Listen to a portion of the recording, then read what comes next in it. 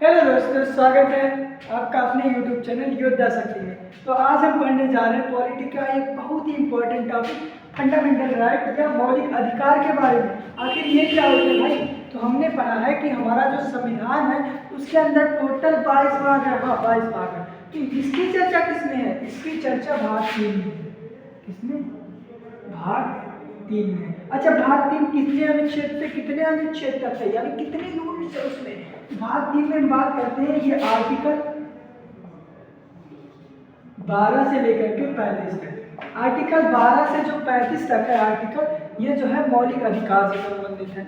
हमें इसके बारे में पढ़ना है और हम बात करेंगे मौलिक अधिकार टोटल है कितने, तो 6 मौलिक अधिकार है, उनके बारे में पढ़ते हैं। उससे पहले एक बात और होती है, ये मौलिक अधिकार आए कहाँ से?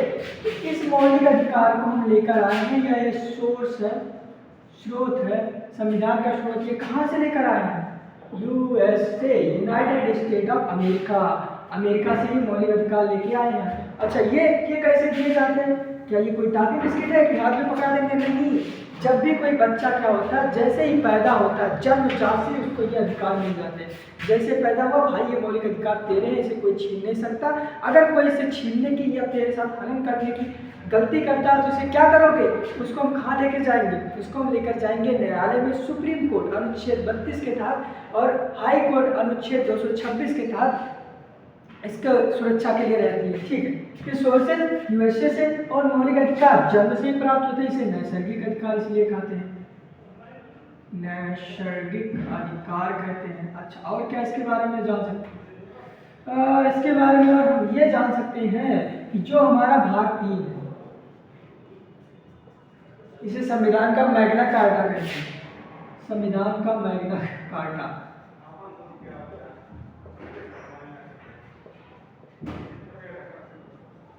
अच्छा, ये बता दो, ये सब तो ठीक है, समझ में आ रहा। मौलिक अधिकार में किस किस बातों की चर्चा की गई भाई? मौलिक अधिकार में जब भी मौलिक अधिकार की बात करेंगे तो इसमें 6 मौलिक अधिकार है, जिसमें पहला जो मौलिक अधिकार है वो है समानता का अधिकार है।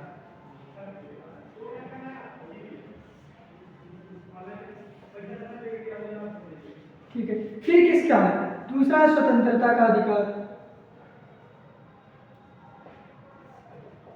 तीसरा है शोषण के विरुद्ध अधिकार।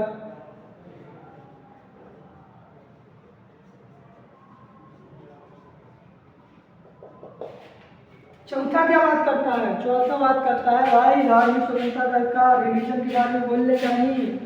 रिलीजन के बारे में अगर कोई बोलेगा तो उसका भी हनन किया जाएगा, किसी की धार्मिक स्वतंत्रता छीनी जाएगी।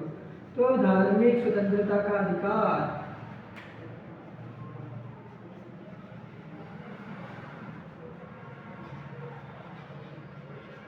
कहने के लिए बातें हैं। धार्मिक स्वतंत्रता का अधिकार, धर्म में कुछ नहीं रखा जाता है, इसे धर्म से लड़ना बिल्कुल भी नहीं चाहिए। वो कहा नहीं गया, न मस्जिद को जानते हैं न शिवालय को जानते हैं, जो पेट के भूखे होते हैं केवल निवाले को जानते हैं। यही बात की नहीं भाई, धर्म में कुछ नहीं रखा, सब इंसानियत होती है, एक ही धर्म होता है, बस इंसानियत। ठीक है, धार्मिक स्वतंत्रता का अधिकार। और पांचवा क्या है? पांचवा शिक्षा एवं संस्कृति का अधिकार। शिक्षा संस्कृति का अधिकार। अच्छा, छठा वाला क्या है भैया? छठा वाला है संवैधानिक उपचार का अधिकार।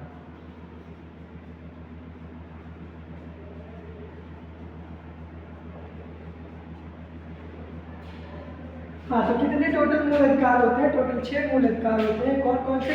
समानता का अधिकार, स्वतंत्रता का अधिकार, शोषण के विरुद्ध अधिकार, धार्मिक स्वतंत्रता का अधिकार, शिक्षा व संस्कृति का अधिकार, संवैधानिक उपचार का अधिकार। हम शुरू करते हैं समानता के अधिकार से, जो आर्टिकल 14 से आर्टिकल 18 तक है। ठीक। उससे पहले एक बात तुम्हें ध्यान से देखो तो कुछ दिख रहा है? हाँ, बिल्कुल दिख रहा है। क्या भैया? देखो, भाग 3 जो आपने बताया वो तो आर्टिकल 12 से 35 तक है। हाँ, लेकिन स्टार्ट तो 14 से 18 से किया जा रहा है। इसका मतलब 2 आर्टिकल आपको नहीं आ रहा है? नहीं, आर्टिकल तो आ रहा है। तो भाग 3 और आर्टिकल कौन कौन से देखे? आर्टिकल 12। आर्टिकल 12 क्या कहता है? ये राज्य की परिभाषा देता है। राज्य की परिभाषा मौलिक अधिकार के अकॉर्डिंग क्या करेगा? ये राज्य की परिभाषा देगा मौलिक अधिकार के अकॉर्डिंग। प्रॉब्लम, ठीक है। अब इसके बाद होती है आर्टिकल जो 13, ये क्या करता है भाई? ये अल्पीकरण लगाता है। अल्पीकरण, अल्पीकरण क्या है? अल्पीकरण तो ऐसे लग रहा है जैसे किसी ने गाली दे दी हमको। नहीं, अल्पीकरण का मतलब ये होता है कि ये रोक लगाएगा। रोक क्या लगाएगा? हम लोग के ऊपर, इसीलिए हमको दिया गया मौलिक का रोक लगाने के लिए, ठीक। ये रोक लगाता है कि जैसे अगर कोई नियम ऐसा नहीं बनाएंगे जो मौलिक अधिकार को हनन करे। नियम कौन बनाता है? संसद बनाती है। तो इसमें कहा गया है कि संसद जो है कोई भी ऐसा नियम ना बनाएगी, न लागू करेगी जो मौलिक अधिकारों का हनन करता हो या मौलिक अधिकारों का मिसयूज करता हो या मौलिक अधिकारों को विरुद्ध हो। तो इसी को अल्पीकरण बोला जाता है। अच्छा, ये बात थी। हम तो सोच रहे थे कुछ और नहीं, कुछ और नहीं, ये बात थी, ठीक। अब बात करते हैं समानता का अधिकार। समानता का अधिकार हमारा आर्टिकल 14 से लेकर के आर्टिकल 18 तक। और इसमें क्या क्या कहा गया है? 4 आर्टिकल है, जिसमें सबसे पहला आर्टिकल है आर्टिकल 14। इसमें 2 बातें हैं। एक है विधि के समक्ष समानता,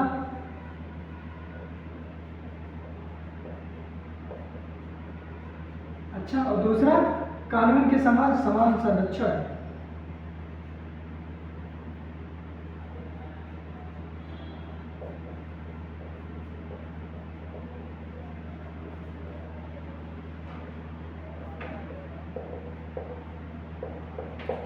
ये कहा गया विधि के समक्ष समानता, यानी कानून के लिए सब बराबर है, कोई भेदभाव नहीं होगा। और दूसरा कहा गया है कानून के सामने समान संरक्षण होगा, ये बोला गया है। ये जो पहली बात है विधि के समक्ष समानता, ये यूके से ली गई है, ब्रिटेन से। और दूसरी बात जो है कानून के सामने समान संरक्षण सभी के लिए, वो यूएसए से ली गई है। अच्छा, इसका क्या मतलब हुआ? विधि के समक्ष समानता का सिंपल सा मतलब है कि कानून के सामने सभी व्यक्ति समान होंगे, उन्हें छोट बड़ा या अमीर गरीब में भेद नहीं किया जाएगा, कानून सबके लिए बराबर होगा। इंडिया में तो ये सिर्फ कहने की बात है, आप भी जान रहे हैं, हम भी जान रहे हैं कि क्या भेदभाव हो रहा है। वो दिल्ली वाला कॉन्ट्रैक्टर को पकड़ा नहीं गया, मजदूर को पकड़ा गया है, योगेश यादव को, तो बात अलग है। आते कानून के सामने समान संरक्षण, वही यही बात लागू होती है कि कानून के सामने क्या होगा? समान संरक्षण होगा सभी का, सभी लोग समान होंगे, ठीक। ये आर्टिकल 14 कहता है। आर्टिकल 15 क्या कहता है भाई? आर्टिकल 15 कहता है भैया जाति, धर्म, लिंग, जन्म स्थान के आधार पर भेदभाव नहीं।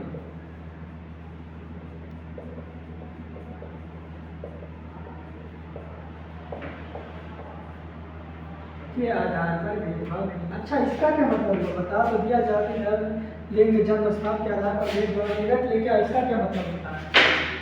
तो इसका सिंपल सा मतलब है कि जैसे गांव में हम देखें, गांव में, शहरों में भी होता था, अब तो शहरों में थोड़ा कम, गांव में भी कम हो रहा है, आने वाले 10-20 साल में पूरा खत्म हो जाएगा। मुझे लगता है कि जाति के आधार पर, जैसे कुछ बड़ी जातियाँ होती थी, कुछ छोटी जातियाँ होती थी, तो जो बड़ी जाति वाले लोग थे वो छोटी जातियों से मतलब घृणा करते थे या उनसे छुआछूत करते थे कि तुम्हें यहाँ नहीं जाना, तुम्हें मंदिर में नहीं जाना चाहिए, तुम्हें खटिए पर नहीं बैठना चाहिए, तख्ते पर नहीं बैठना चाहिए, तुम्हें नीचे बैठना चाहिए।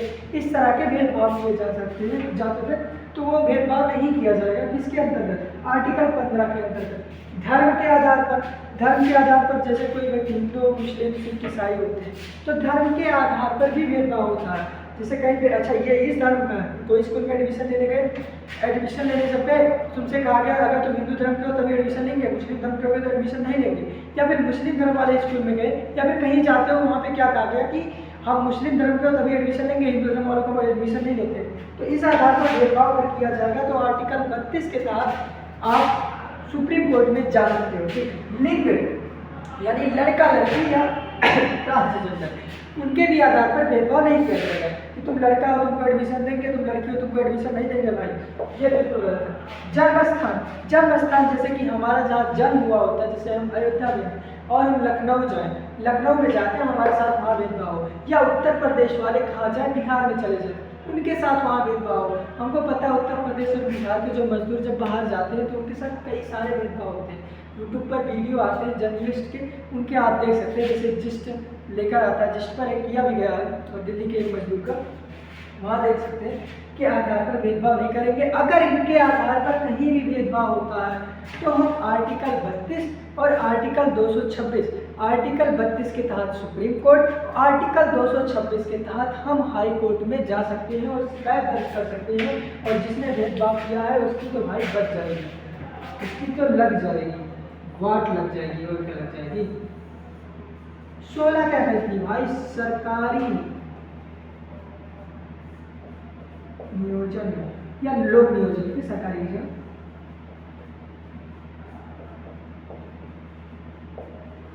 लोक नियोजन में सभी को अधिकार।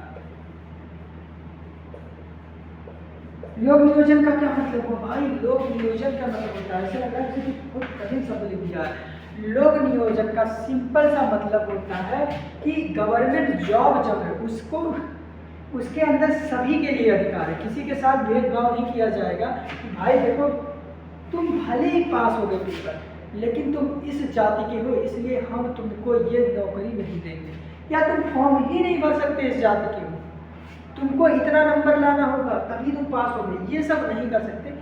एक कट ऑफ होती है, उसको पार करना होता है, अगर हम पार कर लेते हैं तो हम पास हो जाते हैं, हमें गवर्नमेंट जॉब मिल जाती है, अगर हम उसके लिए योग्य होते हैं। अगर अयोग्य होते हैं तो हमें वो गवर्नमेंट जॉब नहीं मिलती है। अगर योग्य होने पर भी हमको नहीं दी जा रही, हमारे साथ भेदभाव किया जा रहा है, तो क्या करेंगे, आर्टिकल 32 पे जाएंगे, उसके तहत हम चले जाएंगे सुप्रीम कोर्ट, और वहाँ से न्यायालय में क्या कर देंगे भैया, शिकायत दर्ज कर देंगे कि हमारे साथ भेदभाव दिया है, और इसके बाद जिसने भेदभाव किया उसकी तो लग जाएगी। ठीक है, अब इसमें एक चीज़ आता है आरक्षण वाला मुद्दा। आरक्षण के लिए होता रहता है कि भाई देखो जनरल के लिए इतना नंबर, ओबीसी के लिए इतना नंबर, एससी एसटी के लिए इतना नंबर, ऐसा सबको बराबर नंबर पे करना चाहिए। तो आरक्षण का मतलब ये था कि कुछ ऐसे तबके हैं, जैसे ब्राह्मणों की बात करें या जनरल वालों की बात करें, केवल ब्राह्मणों की नहीं, कई सारे लोग थे जो पहले से पढ़ रहे थे। अगर वो पढ़ रहे थे तो पीढ़ी दर पीढ़ी पढ़ती आ रही, उनके लिए सुविधा है, आर्थिक रूप से सुसज्जित थे, तो पढ़ते आ रहे थे, तो उनके लिए चीज़ें आसान है। लेकिन कुछ ऐसे तबके थे जो संसाधनों के अभाव में या समाज के क्रूरता की वजह से वो नहीं पढ़ पाए, तो उनके लिए आरक्षण दिया गया। भाई तुम्हारी थोड़ी छूट है कि इतनी छूट में अगर तुम इतना नंबर पा जाते हो तुम्हें क्या मिल जाएगी, तुम्हें ये नौकरी मिल सकती है, या इसमें तुमको पात्रता है तो तुम पा जाओगे, किसी भी चीज क्षेत्र में हो सकता है। ठीक है, आर्टिकल 17 क्या कहता है, आर्टिकल 17 कहता है भैया अस्पृश्यता का अंत।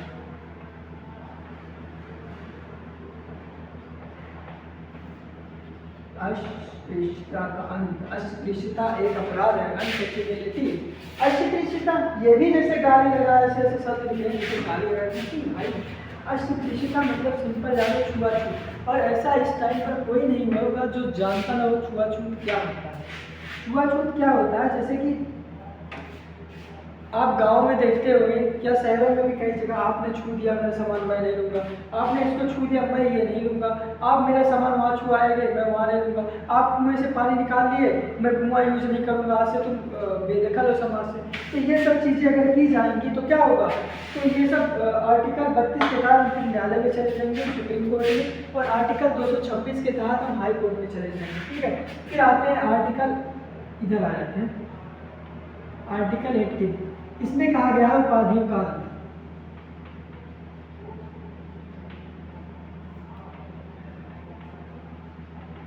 इमेजिन करो अगर ये आर्टिकल ना होता तो एक एक से गांव के या फिर शहरों के कई सारे लोग हैं, छोटे छोटे नेता हैं, और आज के टाइम पर बहुत सारे करप्शन कर रहे हैं, अपने आप को बाहुबली दिखा रहे हैं, तो वो क्या अपनी उपाधियां रखते हैं, महाराजा धीराज, चक्रवर्ती सम्राट, ऐसे ऐसे नाम रखते। सही लगता? नहीं लगता।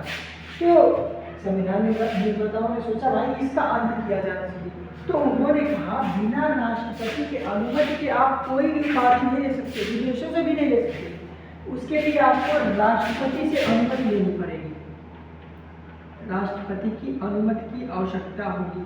और इसके कुछ अपवाद भी हैं। अपवाद कैसे?